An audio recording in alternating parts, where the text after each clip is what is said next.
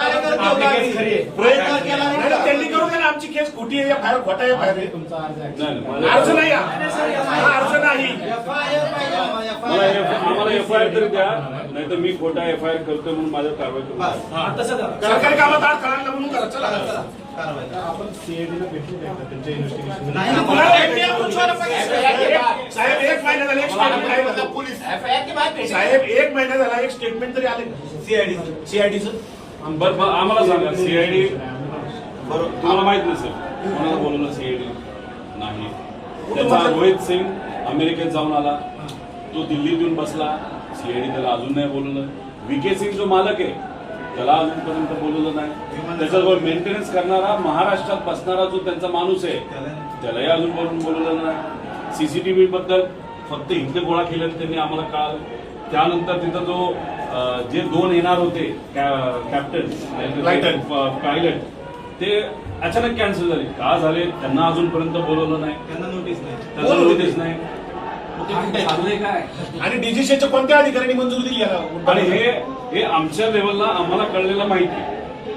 आता पब्लिकला तर काहीच माहित नाही. लोकांना माहित नाही. आम्ही घरचे असू, हे 8-8 तास बसतात.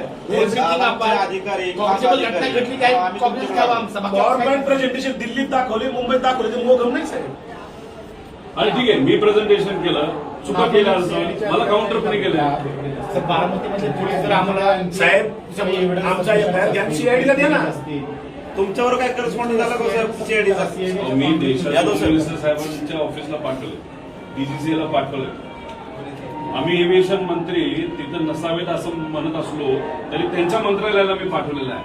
हे एव्हिएशन मिनिस्ट्रीच्या अहो त्याला VSR कंपनी जी आहे त्याचे आणि त्या डीजीसी जी पार्टी आहे त्याचे जे प्रमुख आहे त्यांचं कमर्शियल रिलेशनशिप आहे.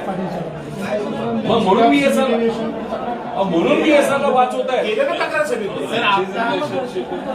VSR म्हणून वाचवत आहे. आणि मग आमचं म्हणणं तुम्ही त्याच्या VSRच्या विरोधात एफआयआर घेत नाही, तुम्ही सुद्धा वाचवताय. आणि चालू तपास जे सांगताय तुम्ही साहेब त्याच्यामध्ये अँगल कोणता आहे? अपघात आणि टेक्निकल. क्रिमिनल चौकशी कोण करत? 5 लोकांच्या मृत्यूची आमची झाली, आमच्यावर मृत्यू, बाकी आमचं काहीच म्हणणं नाही. सिंपल एकदम. 5 लोक मयत झाले एका ऍक्सिडेंट मध्ये, आमची ऍक्सिडेंटची एफआयआर टाकतो आणि आमची एफआयआर कुठे तपासामध्ये काही येऊ दे पुढे. नाही तर सीआयडीला वर्ग करा.